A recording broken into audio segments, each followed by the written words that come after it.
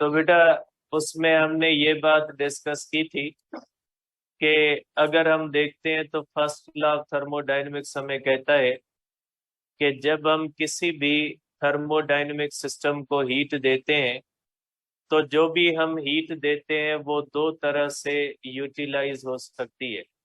एक उसकी internal energy के अंदर जा सकती है और दूसरा उसके नतीजे में वो सिस्टम वर्क कर सकता है।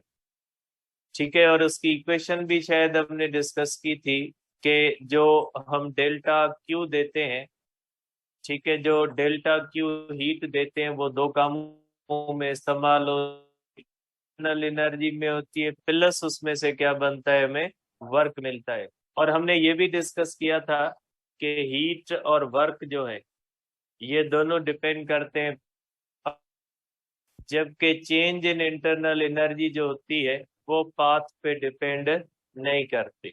इंटरनल एनर्जी की चेंज पाथ पे डिपेंड नहीं करती, जबकि हीट और वर्क जो होते हैं वो दोनों किस पे डिपेंड करते हैं, पाथ पे डिपेंड करते हैं बेटा। देखिए बेटा, अब इसके बारे में फर्स्ट लॉ ऑफ थर्मोडायनेमिक्स के बारे में कुछ बेटा साइन कन्वेंशंस हैं।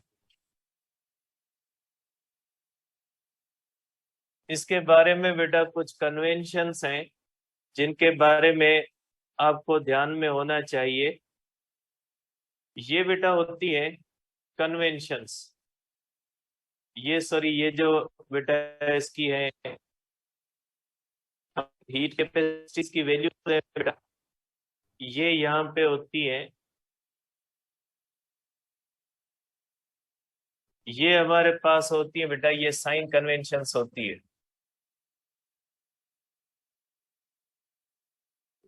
अब इन चीजों का हमने फॉलो करना होता है जब हम फर्स्ट लॉ थर्मोडायनेमिक्स को पढ़ते हैं। चीजों का ध्यान रखना होता है कि देखिए फर्स्ट लॉ ऑफ थर्मोडायनेमिक्स आपको तीन चीजों के दरमियान बताता है।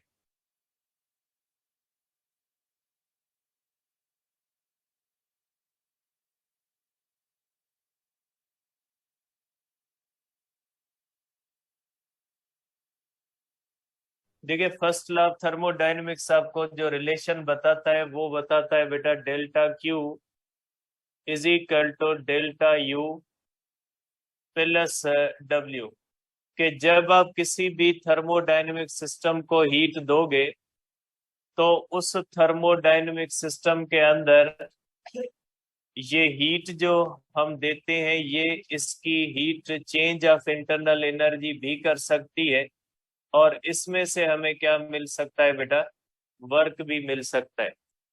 तो फर्स्ट लॉ ऑफ थर्मोडायनेमिक्स जो होता है इसके बारे में हम ये कहते हैं कि ये हीट सप्लाइड के बारे में भी बताता है, चेंज ऑफ इंटरनल एनर्जी के बारे में और वर्क, तीनों के दरमियान हमें रिलेशन बताता है कि जो हीट है वो वर्क और इंटरनल एनर्जी दोनों में जा सकती है, या जो वर्क होता है वो हीट और इंटरनल एनर्जी दोनों में जा सकता है, या जो इंटरनल एनर्जी है वो हीट या वर्क दोनों में जा सकती है। तो ये रिलेशन हमें बताता है फर्स्ट लॉ ऑफ थर्मोडायनेमिक्स।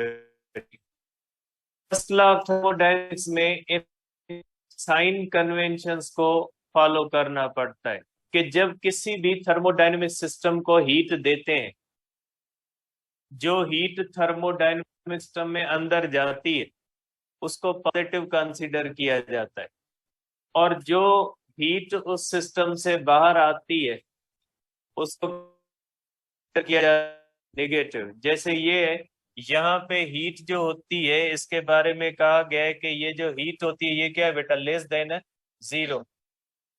ये हीट अगर लेस देन जीरो है मीन्स ये हीट कौन सी होती है बेटा, हीट निगेटिव है। अब बेटा देखें, ये यहाँ पे अगर हम देखते हैं बेटा कि इसके अंदर ये देखें बेटा, ये देखें कि वर्क जो होता है वो बेटा greater than zero, energy removed. ठीक है, देखें बेटा, work greater than zero, energy, energy कौन सी है बेटा, ये एनर्जी बेटा ये होती है जो आप हीट देते हो वो एनर्जी जाती है सिस्टम में और सिस्टम से ये वर्क में आउट आती है बेटा। इसको हम कहते हैं कि जब ये वर्क ग्रेटर देन 0 होता है, means ये सिस्टम वर्क करता है। जब सिस्टम वर्क करता है तो किसके ऊपर करता है बेटा? सराउंडिंग के ऊपर करता है। सिस्टम वर्क करता है सराउंडिंग के ऊपर। इसका मकसद है कि सिस्टम ने वर्क की सूरत में अपनी एनर्जी किसको दे दी? सराउंडिंग को दे दी। इसके ऊपर वर्क करते हैं तो वर्क क्या होता है बेटा? वर्क जस्ट एक ऐसा प्रोसेस होता है जिसके थ्रू हम अपनी एनर्जी किसी और चीज को ट्रांसफर कर रहे होते हैं। तो जब वर्क सिस्टम करता है, मींस वर्क किसके ऊपर करता है बेटा? सराउंडिंग के ऊपर। जब एक्सपेंशन होती है तो एक्सपेंशन के ऊपर जो वर्क हो रहा होता है वो किसके ऊपर हो रहा था बेटा? सराउंडिंग के। तो जब वर्क सराउंडिंग के ऊपर होता है ना बेटा, जब वर्क सराउंडिंग के ऊपर होता है तो इसका मतलब है कि वो सिस्टम जो होता है, वो सिस्टम जो होता है वो अपनी एनर्जी वर्क की सूरत में किसको दे रहा होता है? सराउंडिंग को। तो वही बात कही गई है कि work greater than 0, then energy removed from the system, means system ने अपनी एनर्जी किसको दे दी बेटा? सराउंडिंग को। Work is done by the system, ठीक है, अगेंस्ट इट्स सराउंडिंग, और इसको हम क्या कहते हैं बेटा? एक्सपेंशन कहते हैं। अब वर्क लेस देन 0 मीन्स जब वर्क सिस्टम के ऊपर होता है, जब सिस्टम के ऊपर होता है मीन्स वर्क कौन कर रहा है? सराउंडिंग। सिस्टम के ऊपर वर्क कौन करेगा? सराउंडिंग। जब सिस्टम सराउंडिंग के ऊपर वर्क करेगा तो सिस्टम के ऊपर कौन वर्क करेगा? सराउंडिंग करेगी। तो आप कह सकते हैं बेटा कि जब सराउंडिंग सिस्टम के ऊपर वर्क करती है तो वो वर्क क्या हो जाता है? वो वर्क हो जाता है, और उसके अंदर क्या होता है? Work less than 0, energy added to the system. क्योंकि सराउंडिंग वर्क करती है सिस्टम पे। सराउंडिंग किसके ऊपर वर्क करती है? सिस्टम के। इसका मकसद है सराउंडिंग की एनर्जी किसमें जा रही है? सिस्टम में। ये हीट सप्लाइड नहीं है, ये आप इसको हीट सप्लाइड नहीं समझे। सूरत में जो एनर्जी आ रही होती है बेटा, तो आप कहेंगे energy added to the system, work is done on the system, compression होती है बेटा। अब देखें, वही जो है वो चीज कही गई है कि जब सिस्टम के ऊपर वर्क होता है तो ये वर्क क्या होता है बेटा? निगेटिव। एरो देखें बेटा, वर्क सिस्टम के ऊपर है तो वर्क क्या हो जाता है बेटा? Work done by the system positive होता है, work done on the system जो होता है वो क्या होता है? निगेटिव होता है। इन साइन कन्वेंशंस को आपको फॉलो करना है जब आप इस्तेमाल करते हैं बेटा फर्स्ट लॉ ऑफ थर्मोडायनेमिक्स। और दूसरी बात जो हमने फर्स्ट लॉ ऑफ थर्मोडायनेमिक्स में पढ़ी थी, वो ये बात पढ़ी थी कि फर्स्ट लॉ ऑफ थर्मोडायनेमिक्स कहता है कि इंटरनल एनर्जी की जो चेंज होती है वो पाथ पे डिपेंड नहीं करती। वो किस पे डिपेंड करती है? सिर्फ इनिशियल स्टेट और फाइनल स्टेट पे। जबकि वर्क और हीट सप्लाइड दोनों किस पे डिपेंड करते हैं? पाथ पे। अब देखिए क्वेश्चन देख लें इसके हिसाब से।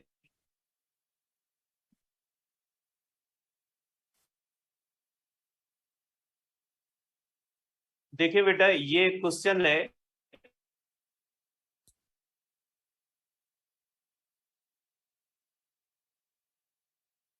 देखिए इस क्वेश्चन के अंदर ये पूछा गया है। मैं इसकी स्टेटमेंट लिख लेता हूं बेटा। इसकी स्टेटमेंट ये है कि a thermodynamic system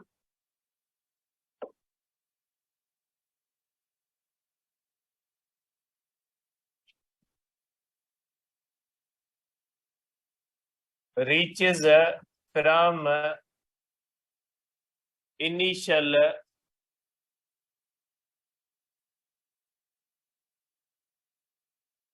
equilibrium state A to B using two different paths as shown, ठीक है। तो फाइनल इक्विलिब्रियम स्टेट कर दे बेटा, इसको कहे फाइनल इक्विलिब्रियम स्टेट बेटा। बी मार्क करेक्ट स्टेटमेंट बेटा। अब इसमें आपको करेक्ट स्टेटमेंट बतानी है कि इसमें करेक्ट स्टेटमेंट कौन सी है बेटा। देखिए बेटा, अब ये सिस्टम है बेटा, और ये सिस्टम एक थर्मोडायनेमिक सिस्टम है जो ए से बी की तरफ गया बेटा, इस तरह से। ठीक है, अब आपने ये बताना है कि ये दो प्रोसेसेस इस्तेमाल किए बेटे। देखिए पाथ दो है, मीन्स प्रोसेस कौन से इस्तेमाल किए बेटा, प्रोसेस दो इस्तेमाल किए हुए। सपोज करें एक आइसोबैरिक प्रोसेस है और एक आइसोथर्मल। इनिशियल स्टेट और फाइनल स्टेट क्या है, लेकिन दो डिफरेंट से गए। जैसे फॉर एग्जांपल मैं उमरकोट से मीरपुर खास जाऊं, या तो सीधा रास्ता दे के जाऊं, या तो मैं यहाँ से जो है वो मिट्टी से घूम के मीरपुर खास जाऊं। देखिए इनिशियल वही मेरी उमरकोट और फाइनल वही मीरपुर खास, लेकिन मैं दो रास्ते दे के जाता हूँ। ठीक है, तो ये वही कंडीशन है कि इसमें थर्मोडायनेमिक सिस्टम है, उसके अंदर चेंज आई है। इनिशियल स्टेट से वो कहां पे चला गया, फाइनल, और दो पाथ से गया है। अब इन दोनों पाथ पे आपको बताना है कि इंटरनल एनर्जी की चेंज सेम आई है या डिफरेंट आई है। देखिए बेटा, इंटरनल एनर्जी की चेंज पाथ पे डिपेंड नहीं करती। दोनों पाथ की इनिशियल कौन सी है, ए है, और दोनों की फाइनल पॉइंट कौन सी होती है, बी होती है। तो दोनों के अंदर चेंज इन इंटरनल एनर्जी क्या हो जाएगी, क्योंकि इंटरनल एनर्जी की चेंज पाथ पे डिपेंड नहीं करती, प्रोसेस पे डिपेंड नहीं करती। अगर इनिशियल टेम्परेचर और फाइनल टेम्परेचर सेम है तो चेंज ऑफ एनर्जी क्या हो जाएगी, सेम। तो आप कहोगे कि ये दो ऑप्शन हो सकते हैं बेटा, एक ये हो सकता है और एक ये हो सकता है बेटा। ठीक है, इसमें से ऑप्शन में कोई हो सकता है, ये नहीं होंगे।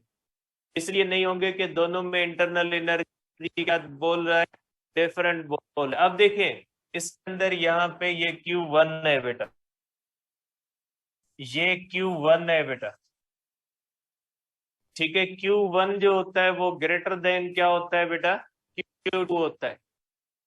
अब देखिए बेटा, ये Q1 is equal to Q2 होगा या Q1 is equal to Q1 Q2 होगा। अब इसका फैसला करना है। देखिए बेटा, अब अगर पाथ वन करते हैं आप बेटा, तो ये आप इस तरह से बना लें बेटा कि ये पाथ वन है। अगर ये पॉइंट ए है बेटा और ये पाथ बी है बेटा, ये क्या आती है बेटा, ये इसकी एरिया अंडर कर्व आती है। इस सिस्टम का वर्क W1 है। और दूसरा ये है बेटा, ये हमारे पास है बेटा ए से बी की तरफ, और ये बेटा इसका वर्क है बेटा, ये इसका वर्क W2 है बेटा। कौन सा वर्क ज्यादा है बेटा, W1 ज्यादा है, W2 ज्यादा है। सिंपल सी बात है बेटा, W2 क्या हो जाए, W2 कम है और W1 क्या है, ज्यादा है। मीन्स वर्क और हीट दोनों किस पे डिपेंड करते हैं, पाथ पे। तो बेटा इस पाथ से हीट ज्यादा दी गई होगी तब ज्यादा वर्क हुआ है, और इस पाथ से हीट कम दी गई है तभी वर्क क्या हुआ है, कम हुआ है। तो ये बात याद रखिएगा कि इस तरह से हम होगा। पर हीट का देखना है तो इस तरह देखना होगा। अगर खाली इंटरनल एनर्जी का देखना है तो फिर हमें क्या करना होगा बेटा, पाथ को देखना होगा, इनिशियल स्टेट फाइनल स्टेट को होगा, पाथ को देखना नहीं होगा। इंटरनल एनर्जी पाथ पे डिपेंड नहीं करती, जबकि हीट और वर्क दोनों किस पे डिपेंड करते हैं बेटा, पाथ पे डिपेंड करते हैं। तो हीट और वर्क दोनों जो है वो पाथ पे डिफरेंट हुए हैं, जबकि इंटरनल एनर्जी की चेंज जो होती है वो दोनों पाथ क्या होती है बेटा, सेम होती है। ठीक है, तो यहाँ पे ऑप्शन कौन सा हो सकता है बेटा, ये तो नहीं हो सकता। तो कौन सा हो सकता है बेटा, ये ऑप्शन हो सकता है बेटा। ठीक है, अब इसके अंदर एक्सप्रेशन भी लिखी हुई है। ठीक है बेटा, अब आ जाते हैं आगे। हमारे पास जो है वो स्पेशल जो है वो कुछ कंडीशंस दी गई है। फर्स्ट लॉ के स्पेशल केसेस है बेटा।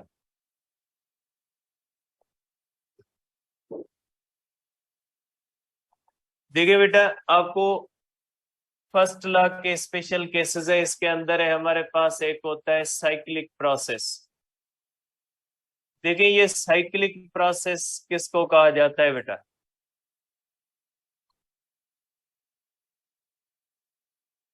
प्रोसेस हैविंग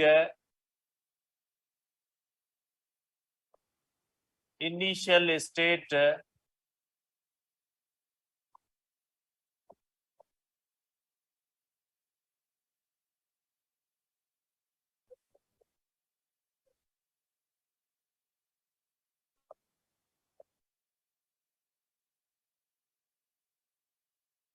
देखिए बेटा, ऐसा जो प्रोसेस जिसके अंदर इनिशियल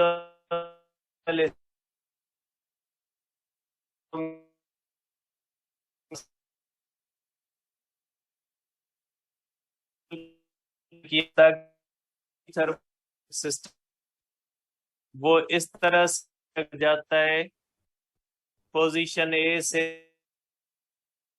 बी के ऊपर, और बी से जाए सी के ऊपर, और सी से किस तरफ जाए? ए के ए से स्टार्ट हुए और हम वहां पे कहाँ पे आ गए? ए पे। ये साइक्लिक प्रोसेस है। या इस तरह से हो बेटा कि ये साइक्लिक प्रोसेसेस होते हैं कि जिनके अंदर इनिशियल और फाइनल स्टेट कौन सी होती है? सेम होती है बेटा। ये इनिशियल है, अगर इस तरह से मुख्तलिफ प्रोसेस से गुजर के हम वापस पोजीशन ए पे आ जाएं तो ऐसे प्रोसेस को क्या कहा जाता है बेटा?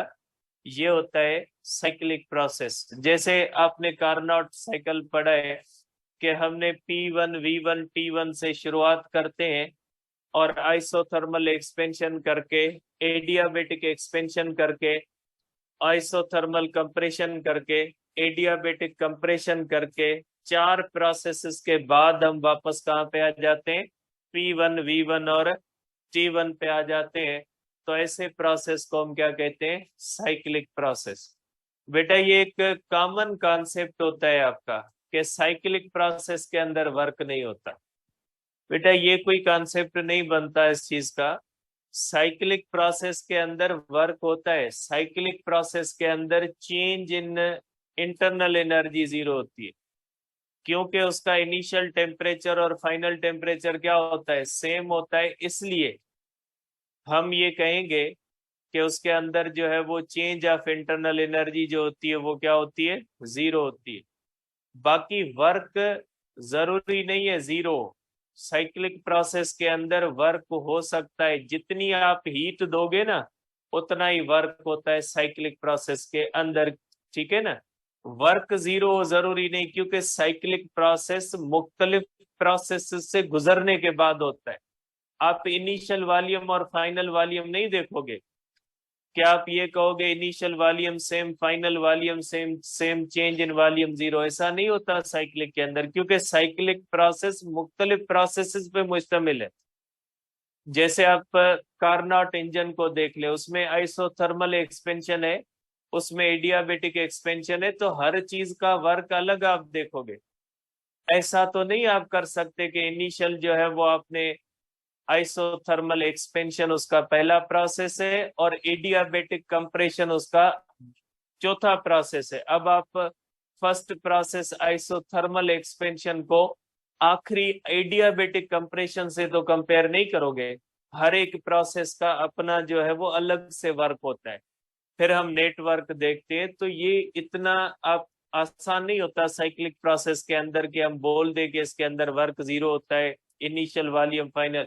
उसकी इनिशियल वॉल्यूम और फाइनल वॉल्यूम की कंपैरिजन जब की जाती है तो देखा जाता है कि ये कितने प्रोसेस से गुजर के यहाँ पे आया है बेटा।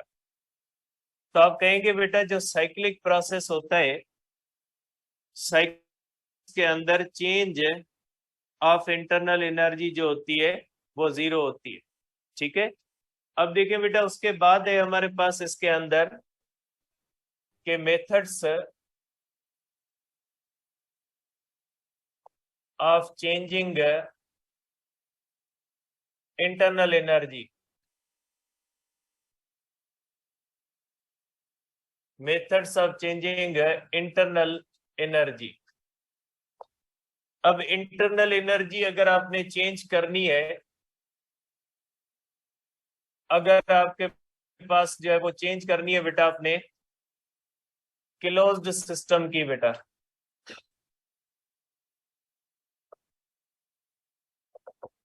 बेटा क्लोज्ड सिस्टम का मकसद है सिस्टम जिसमें हीट आ भी सके और जा भी सके, ऐसे सिस्टम को हम क्या कहते हैं बेटा? इसको कहते हैं क्लोज सिस्टम।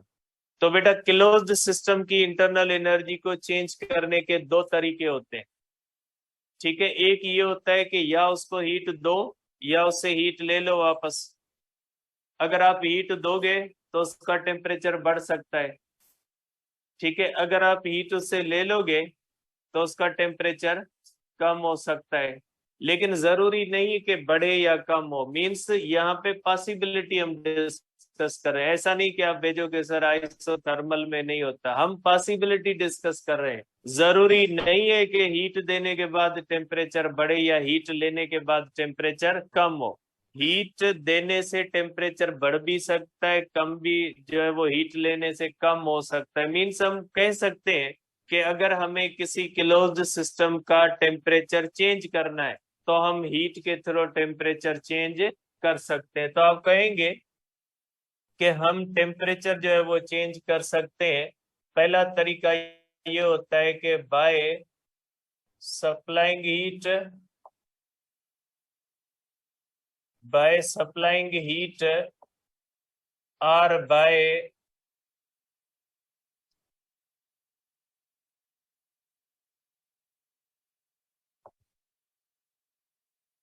बेटा सिस्टम को हीट देने से या सिस्टम से हीट लेने से आप टेम्परेचर चेंज कर सकते हैं। दूसरा बेटा बाय वर्क, बेटा सिस्टम के ऊपर वर्क करोगे तो उसका टेम्परेचर जो है बेटा इंटरनल एनर्जी बढ़ सकती है, या सिस्टम वर्क करेगा तो उसकी इंटरनल एनर्जी पे फर्क आ सकता है।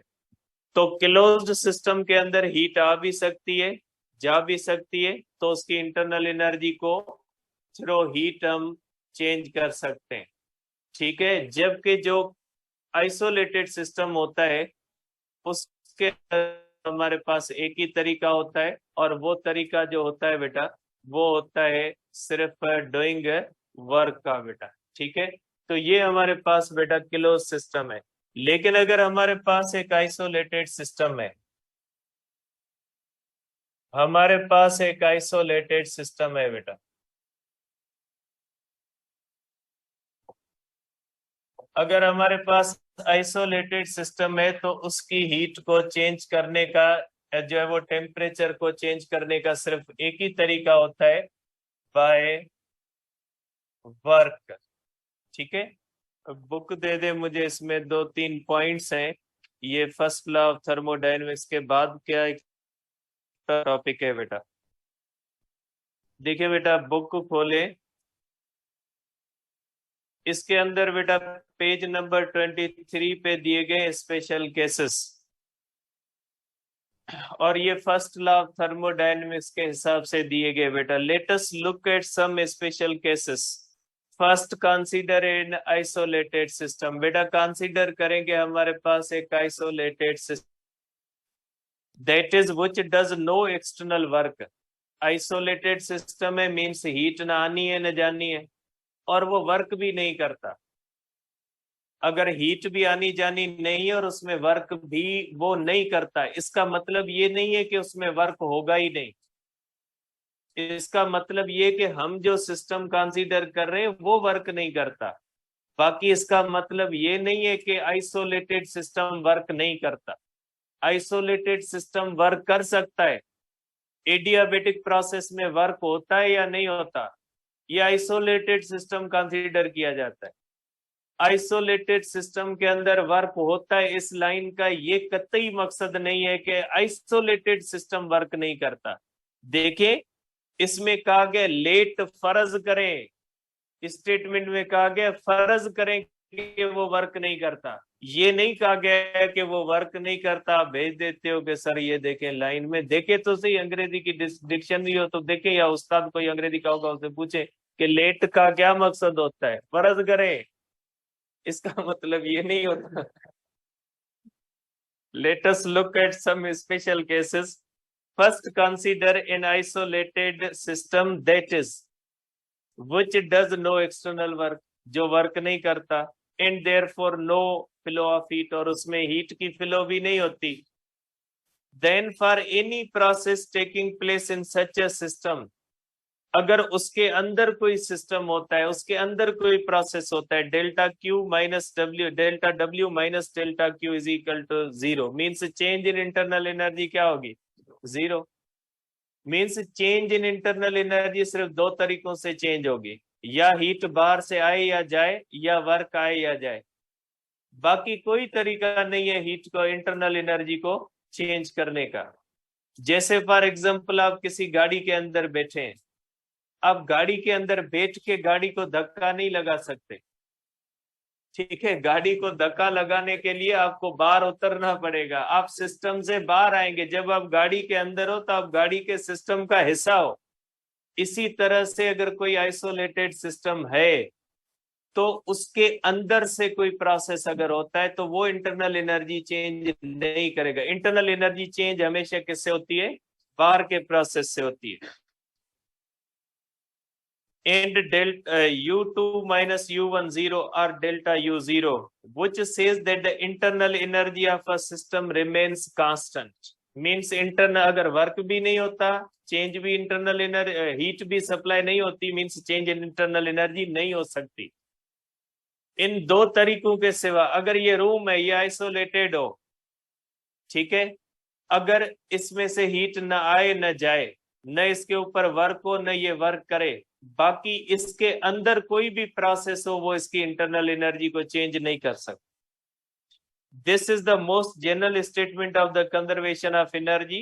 The internal energy of an isolated system can not be changed by any process, mechanical, electrical, chemical और biological, taking place within the system. Within the system जो होता है ना, वो इंटरनल एनर्जी चेंज नहीं करेगा. The energy of a system can be change, energy of a system can be change only, ठीक है, ओनली वर्ड इस्तेमाल किया गया, by a flow of heat across its boundary और by the performance of a work. Now consider a process in which the system is taken through a cyclic process. That is one that starts and ends up at the same state. In this case, the change in the internal energy is zero. ठीक है, work का नहीं कहा गया, change in internal energy zero. Therefore total heat supplied किसके अंदर चली जाएगी, टोटल हीट सप्लाइड चली जाएगी वर्क में. Thus, although net work W may be done, इसमें जरूरी भी नहीं है कि वो वर्क करे, मे बी डन है, हो भी सकता है, नहीं भी हो सकता. By the system in the process, energy has not been created since an equal amount of energy must have flown into the system as the heat. बेटा अब इसके बाद दो एग्जांपल छोटे से दिए हुए, बिल्कुल जो है वो फर्स्ट लॉ के अंदर दिए गए, 6 और 7. बिल्कुल सिंपल है कि इसमें एक के अंदर change of internal energy find करनी है. कहा गया है कि सिस्टम 1000 जूल हीट जो होता है वो एब्जॉर्ब करता है, जबकि 600 जूल जो होता है वो वर्क करता है, losing 100 joules by conduction at atmosphere. Means 1000 joule system को दी, 600 जूल वर्क हुआ और 100 जूल सराउंडिंग में चली गई. मीन्स 1000 में से 700 चले गए, बाकी क्या बचेगा, बाकी इंटरनल एनर्जी जो होगी वो 300 बचेगी. ठीक है, तो ये सिंपल है. इसी तरह से 11.7 भी इसी तरह से सिंपल है, इसको देख लीजिएगा. इसके बाद है हमारे पास बेटा आइसोबैरिक प्रोसेस. बेटा ये हम बेटा डिस्कस कर चुके हैं आइसोबैरिक प्रोसेस को.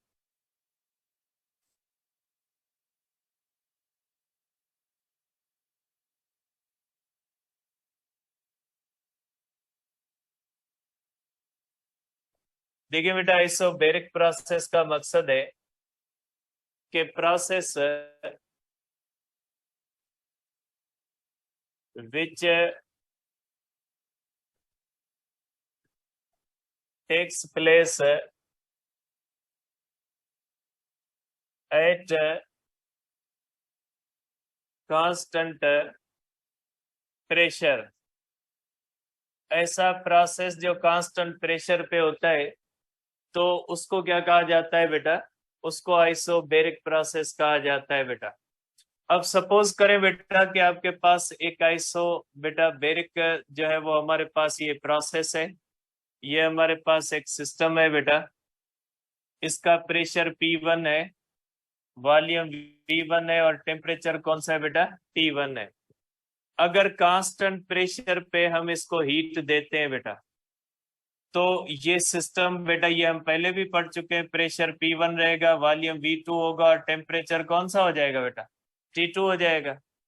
तो क्या हो जाएगा बेटा कि हमारी जो हीट होती है बेटा, ठीक है, हमारी हीट जो होती है ये दो कामों में इस्तेमाल होती है।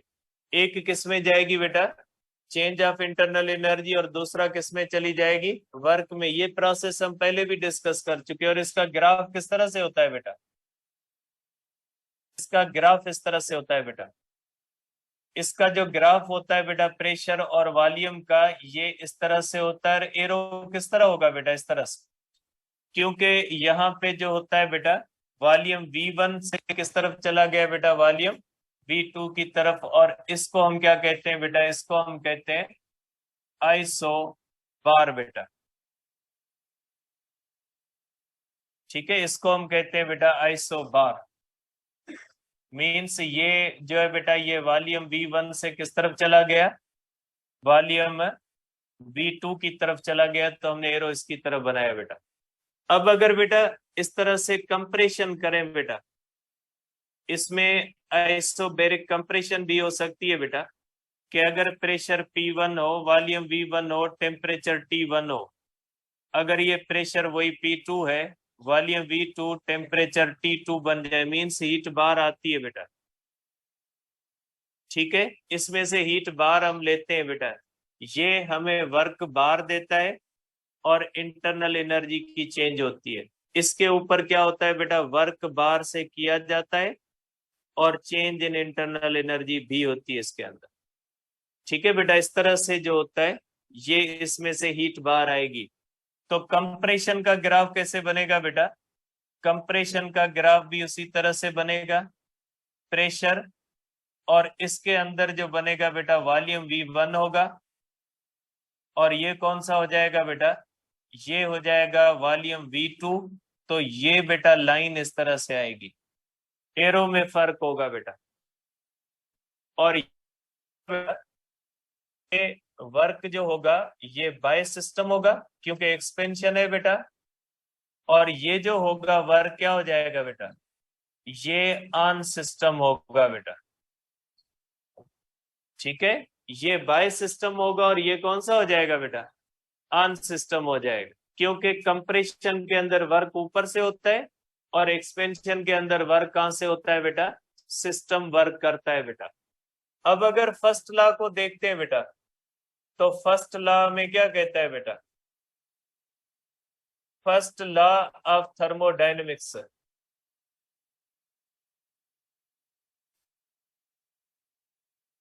फर्स्ट लॉ ऑफ थर्मोडायनेमिक्स कहता है कि इसके अंदर जब आप हीट देते हो, उसमें से सम इंटरनल एनर्जी चेंज होती है और प्लस क्या हो जाता है बेटा? वर्क। तो आप कर सकते हैं बेटा some change of internal energy, और प्लस कौन सा हो गया बेटा? P delta V। तो आप इसके अंदर फर्स्ट लॉ ऑफ थर्मोडायनेमिक्स को इस तरह से लिख सकते हैं बेटा, P डेल्टा V के तौर पे यहाँ पे इस तरह से आप इसको लिख सकते हैं बेटा। ठीक है, तो फर्स्ट लॉ ऑफ थर्मोडायनेमिक्स कहता है कि अगर आप किसी भी थर्मोडायनेमिक सिस्टम का प्रेशर कांस्टेंट रखोगे, फिर उसको हीट दोगे, तो उसकी इंटरनल एनर्जी बढ़ेगी और प्लस क्या हो जाएगा? वर्क। अगर आप कांस्टेंट प्रेशर रख के उसके ऊपर वर्क करोगे, तो उसकी भी इंटरनल एनर्जी बढ़ेगी और प्लस वो जो है वो हीट क्या देगा आपको? बार देगा। मींस एक्सपेंशन के अंदर हीट वर्क में जाती है और कंप्रेशन के अंदर हीट किस में जाती है, वर्क किस में जाता है, हीट में जाता है। लेकिन ये 100% नहीं होता, क्योंकि एक्सपेंशन के अंदर कुछ पार्ट किसके अंदर चला जाता है, कुछ पार्ट इंटरनल एनर्जी की चेंज में जाता है, और एक्सपेंशन के अंदर भी क्या होता है, उसका सम पार्ट किसके अंदर चला जाता है, इंटरनल एनर्जी के अंदर चला जाता है। ठीक है, तो आप इसके अंदर कहोगे बेटा कि इसके अंदर चेंज इन इंटरनल एनर्जी भी जो है वो जीरो नहीं होती, और इसके अंदर वर्क जो होता है वो भी जीरो नहीं होता, इसके अंदर हीट सप्लाइड जो होती है वो भी जीरो नहीं होती बेटा, सब की सब, और इसमें टेम्परेचर चेंज भी जीरो नहीं होती बेटा, सब इसमें चेंज होते हैं बेटा। सिर्फ जो होती है वो चेंज ऑफ प्रेशर जो होती है वो इसके अंदर क्या होती है बेटा, जीरो होती है। बाकी सब चीजों के अंदर क्या आता है, सब चीजों के अंदर चेंज आती है। और ये वर्क किसकी बुनियाद पे होता है बेटा, work is done on the cost of heat supplied. बेटा वर्क किसकी बुनियाद पे होता है बेटा, हीट सप्लाइड की कास्ट पे होता है बेटा। ठीक है, अब बेटा ये हीट कैपेसिटीज का एक ग्राफ है, मैं लगा देता हूं बेटा, ये वैल्यूज आपने याद करनी है बेटा। ये हीट कैपेसिटीज की वैल्यूज है जो पीएमसी के अंदर जो है बेटा, पीएमसी के अंदर आई थी, ये वाली वैल्यूज बेटा, ये वाली वैल्यूज है, ये याद रखनी है बेटा आपने। ठीक है, इसके अंदर ये जो होता है बेटा के कांस्टेंट वॉल्यूम पे कौन सी होती है और कांस्टेंट प्रेशर पे कौन सी बेटा, तो आपकी है डिग्रीज ऑफ फ्रीडम से, और डिग्री फ्रीडम आपके पास नहीं है। जस्ट इसके ऊपर पीएमसी के अंदर बहुत सारे क्वेश्चन आए थे, इसलिए मैंने ये वैल्यूज यहाँ पे लगा दिए, इनको याद कर लीजिएगा, हो सकता है क्योंकि रिलेटेड है, किसके साथ रिलेटेड है, हीट कैपेसिटीज के साथ रिलेटेड है बेटा। ठीक है, कल डिस्कस कर